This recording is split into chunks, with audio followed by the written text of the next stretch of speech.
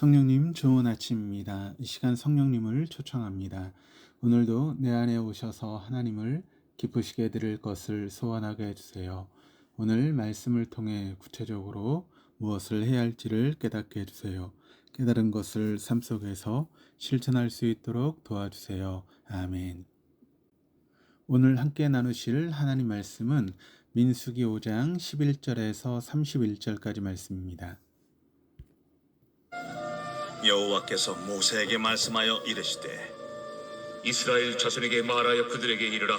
만일 어떤 사람의 아내가 탈선하여 남편에게 신의를 저버렸고 한 남자가 그 여자와 동침하였으나 그의 남편의 눈에 숨겨 드러나지 아니하였고 그 여자의 더러워진 일에 증인도 없고 그가 잡히지도 아니하였어도 그 남편이 의심이 생겨 그 아내를 의심하였는데 그의 아내가 더럽혀졌거나 또는 그 남편이 의심이 생겨 그 아내를 의심하였으나 그 아내가 더럽혀지지 아니하였든지 그의 아내를 데리고 제사장에게로 가서 그를 위하여 보리가루 10분의 1 에바를 헌물로 드리되 그것에 기름도 붓지 말고 유향도 두지 말라.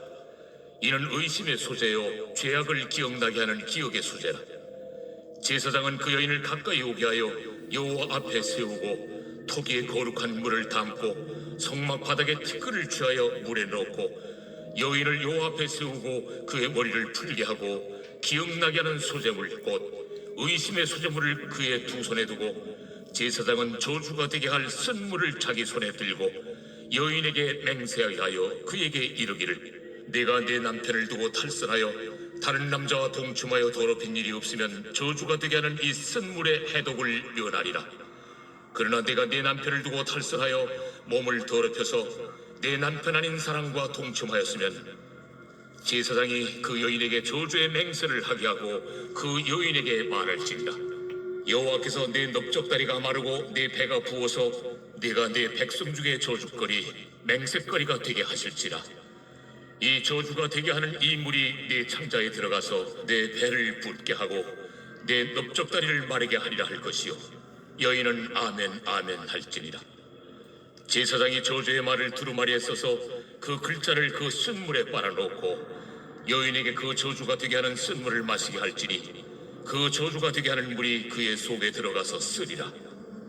제사장이 먼저 그 여인의 손에서 의심의 소재물을 취하여 그 소재물을 여호와 앞에 흔들고 제단으로 가지고 가서 제사장은 그 소재물 중에서 한 쿰을 취하여 그 여자에게 기억나게 하는 소재물로 제단 위에 불사르고 그 후에 여인에게 그 물을 마시게 할지라. 그 물을 마시게 한 후에 만일 여인이 몸을 더럽혀서 그 남편에게 범죄하였으면 그 저주가 되게 하는 물이 그의 속에 들어가서 쓰게 되어 그의 배가 부으며 그의 넓적다리가 마르리니 그 여인이 그 백성 중에서 저주거리가 될 것이니라. 그러나 여인이 더럽힌 일이 없고 정결하면 해를 받지 않고 임신하리라. 이는 의심의 법이니 아내가 그의 남편을 두고 탈선하여 더럽힌 때나 또는 그 남편이 의심이 생겨서 자기 아내를 의심할 때에 여인을 여호와 앞에 두고 제사장이 이 법대로 행할 것이라. 남편은 무죄할 것이요 여인은 죄가 있으면 당하리라. 민수기 5장 11절에서 31절까지의 말씀은 남편이 아내의 성적인 탈선에 대한 의심이 발생했을 때 이 문제를 어떻게 해결하기 위한 율법의 내용이 기록되어 있습니다. 사실 사회의 가장 작은 기초 단위는 가정입니다. 건강한 사회는 건강한 가정들의 연합으로 이루어지게 됩니다. 하나님께서는 이스라엘 백성을 바르게 세우기 원하셨고 이를 위해서는 건강한 가정이 필수적이었습니다. 건강한 가정을 위해서 부부간의 신뢰를 이루는 길과 또 신뢰가 무너졌을 때 회복할 수 있는 길, 또 회복이 어려울 때 처리하는 방법 등을 알려주시며 이스라엘 공동체를 세우시기를 원하셨습니다. 11절에서 15절까지 말씀을 같이 읽겠습니다. 여호와께서 모세에게 말씀하여 이르시되 이스라엘 자손에게 말하여 그들에게 이르라. 만일 어떤 사람의 아내가 탈선하여 남편에게 시누를 저버렸고 한 남자가 그 여자와 동침하였으나 그의 남편의 눈에 숨겨 드러나지 아니하였고 그 여자의 더러워진 일에 증인도 없고 그가 잡히지도 아니하였어도 그 남편이 의심이 생겨 그 아내를 의심하였는데 그의 아내가 더럽혀졌거나 또는 그 남편이 의심이 생겨 그 아내를 의심하였으나 그 아내가 더럽혀지지 아니하였든지 그의 아내를 데리고 제사장에게로 가서 그를 위하여 보리가루 10분의 1 에바를 헌물로 드리되 그것에 기름을 붓지 말고 유향도 두지 말라. 이는 의심의 소재요 죄악을 기억하게 하는 기억의 소재라. 믿음과 신뢰가 바탕이 되어야 되는 부부 사이지만 남편이 아내의 순결에 대해 의심이 생길 경우 남편은 아내와 함께 소재물을 가지고 제사장에게 나아가야 했습니다. 제사장에게 나아가는 경우 첫째, 아내가 다른 남자와 동침한 것이 의심이 되지만 증거와 증인이 없는 경우입니다. 둘째는 남편의 의처증 증세로 인해서 아내의 순결이 의심받게 되는 경우입니다. 전제의 경우는 아내의 간음으로 인해 이스라엘 안에서 죄를 제거해야 했고 후자의 경우는 남편의 의처증으로부터 아내를 보호하기 위해서였습니다. 제사장에게 나아가는 것은 공의로우신 하나님의 심판을 받는 것을 의미합니다. 동시에 인간의 능력으로 해결할 수 없는 일을 하나님께 의뢰하는 것입니다. 사람은 증거와 증인이 없는 상황에서는 일의 진실을 알기 어렵습니다. 하지만 하나님은 모든 것을 알고 계십니다. 결국 제사장을 통해 하나님께 나아가는 것은 분쟁의 해결점이 하나님께 있음을 의미합니다. 인간의 방법으로 일을 해결하라고 할 때 복잡하게 얽히는 경우들이 있습니다. 우리는 분쟁의 해결을 위해서는 인본주의적 방식을 선택하지 않고 하나님께로 나아가 도우심과 지혜를 구해야 하겠습니다. 아내를 데리고 제사장에게 나아간 남편은 체질하지 않는 굵은 보리가루 10분의 1 에바를 헌물로 드려야 했습니다. 10분의 1 에바는 2.3리터 정도 됩니다. 헌물로 드린 보리가루 10분의 1 에바는 의심의 소재 또는 죄악을 기억나게 하는 기억의 소재가 되었습니다. 아내가 음행의 죄를 지었음에도 불구하고 사람들을 속이고 있다면 소재물이 아내의 양심에 가책을 느끼게 한다는 의미입니다.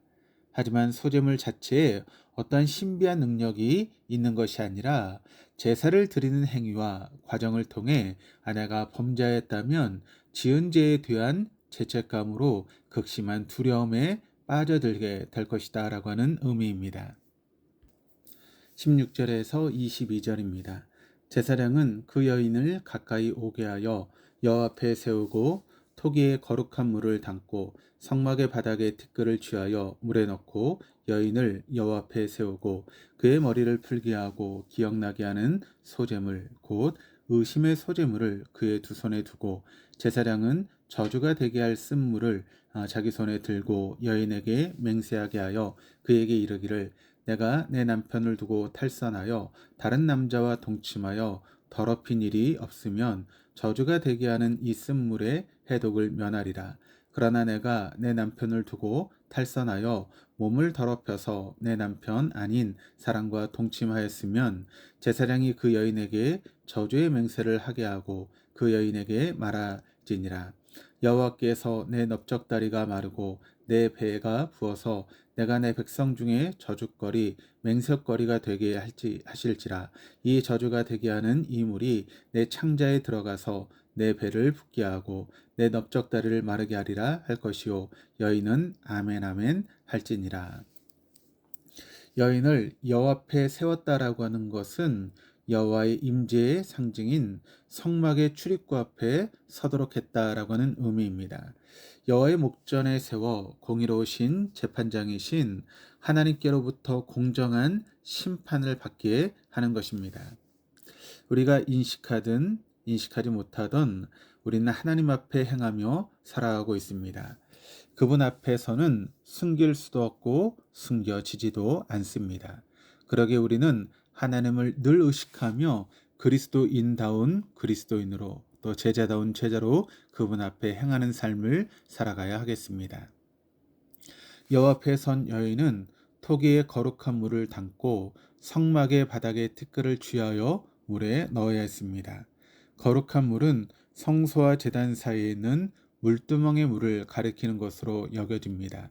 평상시 물두멍은 성막 봉사를 전후하여 제사장의 손과 발을 씻는 것에 사용되었습니다. 토기에 담겨 바닥에 티끌을 넣은 이 물은 쓴물로 불려지게 됩니다. 이제 여인은 머리를 풀고 기억나게 하는 소재물을 두 손에 들었습니다. 제사장 또한 두 손에 저주가 되게 할 쓴물을 들고 여인에게 맹세하게 하였습니다.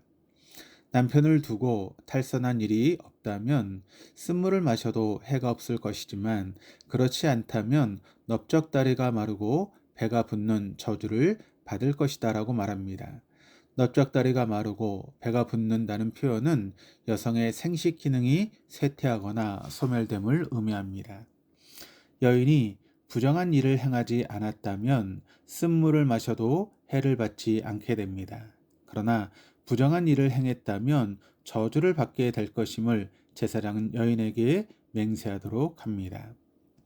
맹세의 구문을 제사장이 여인에게 소리내어 따라하게 한 것으로 이해하기 쉽지만 실상은 제사장이 이야기한 맹세의 내용을 듣고 여인이 그 말에 동의한다면 22절에 기록된 대로 아멘, 아멘 하면 되었습니다. 아멘이라고 하는 뜻은 그대로 되기를 원합니다 라고 하는 의미입니다. 여러분, 내가 듣고 싶은 말씀뿐만 아니라 부담이 되어 듣기 싫은 말씀일지라도 그것이 하나님의 말씀이라면 아멘으로 반응할 수 있는 성숙한 신앙이 되기를 소원합니다. 23절에서 28절입니다. 제사장이 저주의 말을 두루마리에 써서 그 글자를 쓴 물에 빨아넣고 여인에게 그 저주가 되게 하는 쓴 물을 마시게 할지니 그 저주가 되게 하는 물이 그의 속에 들어가서 쓰리라. 제사장이 먼저 그 여인의 손에서 의심의 소재물을 취하여 그 소재물을 여호와 앞에 흔들고 제단으로 가지고 가서 제사장은 그 소재물 중에서 한 움큼을 취하여 그 여자에게 기억나게 하는 소재물로 제단 위에 불사르고 그 후에 여인에게 그 물을 마시게 할지라. 그 물을 마시게 한 후에 만일 여인이 몸을 더럽혀서 그 남편에게 범죄하였으면 그 저주가 되게 하는 물이 그의 속에 들어가서 쓰게 되어 그의 배가 부으며 그의 넓적다리가 마르리니 그 여인이 그 백성 중에서 저주거리가 될 것이라. 그러나 여인이 더럽힌 일이 없고 정결하면 해를 받지 않고 임신하리라. 부정을 행했다면 여인은 저주를 받아도 좋다는 맹세를 합니다. 그리고 이어서 제사장은 저주의 말을 두루마리에 써서 그 글자를 쓴 물에 빨아 넣습니다. 두루마리에 써서 그 글자를 쓴 그 물에 빨아 넣고 라고 하는 표현이 나오는 것을 볼 때 본문에 두루마리는 동물의 가죽으로 만들어졌다라고 하는 것을 알 수 있으며 양피지에 기록되어 있던 저주의 내용들이 쓴 물에 씻겨 저주의 효력이 그 물로 옮겨지게 한다는 상징적인 의미가 담긴 행동이었습니다. 그리고 제사장은 여인이 두 손에 들고 있었던 소재물을 여호와 앞에 흔들고 제단으로 가지고 가서 소재물 중 한 움큼을 취하여 제단 위에 불사르고 그 위에 여인이 그 쓴물을 마시게 하였습니다.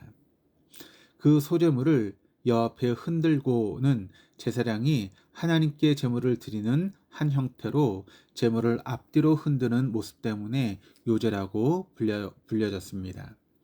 제물을 앞뒤로 흔드는 모습에는 제사장이 하나님께 제물을 온전히 드린다라고 하는 의미와 함께 하나님께 드린 제물을 다시 되돌려 받는다라고 하는 의미가 있습니다. 여인이 물을 마셨을 때 범죄한 사실이 있다면 맹세한 저주가 임하게 되지만 그렇지 않을 경우에는 형벌로부터 자유롭고 남편과의 사랑이 다시 회복되고 하나님의 선물인 자녀를 얻게 됩니다. 29절에서 31절입니다. 이는 의심의 법인이 아내가 그의 남편을 두고 탈선하여 더럽힌 때나 또는 그 남편이 의심이 생겨서 자기 아내를 의심할 때에 여인을 여호 앞에 두고 제사장이 이 법대로 행할 것이라. 남편은 무죄할 것이요 여인은 죄가 있으면 당하리라. 아내가 부정한 경우이든 부정하지 않은 경우이든 남편은 죄가 없고 아내만 죄의 유무에 따라 무죄한든지 심판을 받게 되든지 한다는 느낌을 주고 있습니다. 하지만 이 율법은 부정을 저지른 아내를 처벌하는 목적도 있지만 고대 남성에 의해서 판단되고 처분되던 상황에서 여성의 결백을 호소하고 판결받을 수 있도록 한 것입니다. 순결을 의심받는 아내의 무고함을 해소하여 가정의 화목을 도모하는 데 더 큰 목적이 있었습니다. 이 율법은 1차적으로는 부부간의 의심을 제거함으로 가정을 화목하게 하는 데 그 목적이 있으며 더 나아가 가정의 화목을 도모하여 궁극적으로 이스라엘 진영을 건강하게 유지하는 데 그 목적이 있습니다. 서로 믿고 의지하며 살아야 하는 부부 사이에 서로를 믿지 못한 일이 발생한다라고 하는 것은 안타까운 일입니다. 하지만 이런 일이 발생할 때 의심하는 자와 의심을 받는 자는 의심의 해소를 위해 함께 노력해야 합니다. 의심하는 자는 마음을 넓혀 상대방에 대해 이해하는 마음을 가지려고 노력해야 하고 반대로 의심받는 자는 상대방이 자신을 의심하게 만든 자신의 행동에 대한 반성과 변화된 행동을 통해 상대방에게 믿음과 신뢰를 심어주려고 하는 노력이 필요합니다. 배우자를 향한 불신에 우리의 시각을 고정하는 것이 아니라 서로를 짝지어 주시고 한 몸 이루어 한 가정을 이루게 하신 하나님께로 우리의 눈을 들어 가정을 향한 하나님의 선하신 뜻을 발견할 수 있는 은총이 있기를 소망합니다. 기도하시겠습니다. 하나님 아버지, 남편이 아내의 순결을 믿지 못하는 의심의 문제가 발생하여 가정 안에 갈등이 발생했을 때 하나님 앞에 나와 도우심을 구하는 모습을 살펴보았습니다. 하나님께서 이루어주신 가정 안에 어려움이 있을 때 우리의 제한된 생각으로만 해결하려고 하지 않게 하시고 하나님께 나아가 도우심을 구하게 하여 주시옵소서. 또한 우리의 가정이 진실한 제자 되어 주님의 공의와 사랑을 드러내는 통로가 되게 하여 주시옵소서. 감사드리며 예수 그리스도 이름으로 기도드립니다. 아멘.